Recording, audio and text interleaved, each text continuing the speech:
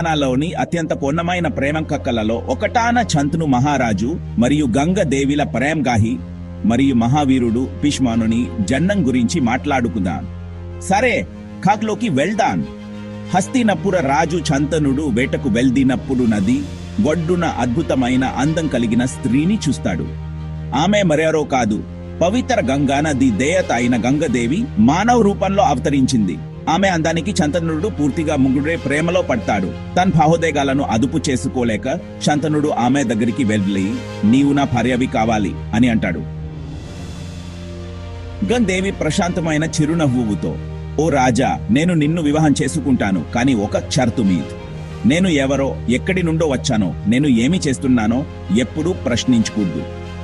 ఏమి జరిగినా నాతో ఎప్పుడూ జోక్యం చేసుకోకూడదు, లేదా నా మీద కోపం తెచ్చుకోకూడదు. ఈ మాట మీరు తప్పిస్తే నేను మిమ్మల్ని వెంటనే వదిలి వెళ్ళిపోతాను. ఒప్పుకుంటారా అని అడుగుతుంది. మోహంలో పడిపోయిన సంతనుడు వెంటనే అంగీకరిస్తాడు. వారు వివాహం చేసుకుంటారు. కొంతకాలం వారి జీవితం ఆనందంతో నిండి ఉంటుంది. కానీ త్వరలోనే విషయాలు చీకటి మలుపు తిరుగుతాయి. గంగ్ దేవి పిల్లలకు జన్మనిస్తుంది. కానీ ప్రతిసారి ఒక బిడ్డ పుట్టినప్పుడు ఆమె ఆ నాజాత శిశువును నదికి తీసుకెళ్లి చంతను భయానకంగా చూస్తుండగానే ముంచి వేస్తుంది. ఆమె వారి 7 పిల్లలతో ఇలాగే చేస్తుంది. చంతుడు బాధపడి గందరగోళానికి గురవుతాడు. కానీ అతను తన మాట నిలబెట్టుకుని ఆమె చర్యలను ప్రశ్నించాడు.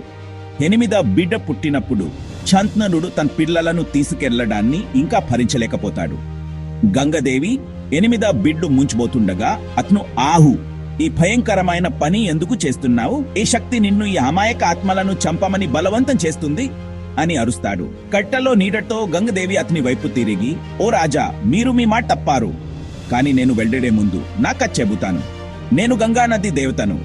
వశిష్ఠుని చాపం వల్ల మానవురాలిగా పుట్టి ఈ బాడ్ను అనుభవించాలి. మాన్ పిల్లలు 8 మంది వసువులు మానవులుగా పుట్టాలి చెప్పబడిన దివ్య జీవులు. వారిని ముంచి వేయడం ద్వారా నేను వారిని మానవ బంధాల నుండి విముక్తి చేసి వారి దివ్య రూపానికి తిరిగి ఇస్తున్నాను.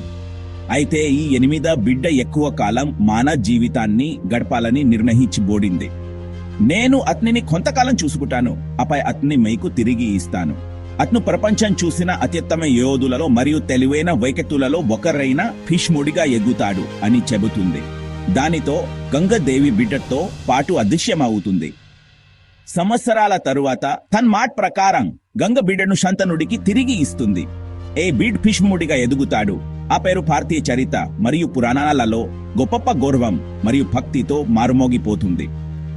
ఇదండి స్నేహితులారా, చంతను మహారాజు మరియు గంగదేవిల కొన్నమైన ప్రేమక మరియు భీష్ముని అద్భుతమైన జనన్, ప్రేమ్, త్యాగం మరియు వితి యొక్క కక్. మైకు ఎక్క నచ్చితే లైక్ బటన్ నొక్కడం, మీ స్నేహితులతో పంచుకోవడం మరియు భారతీయ పురాణాల నుండి ఇలాంటి మరింత మనోహరమైన కథల కోసం సబ్స్క్రైబ్ చేయడం మర్చిపోవద్దు.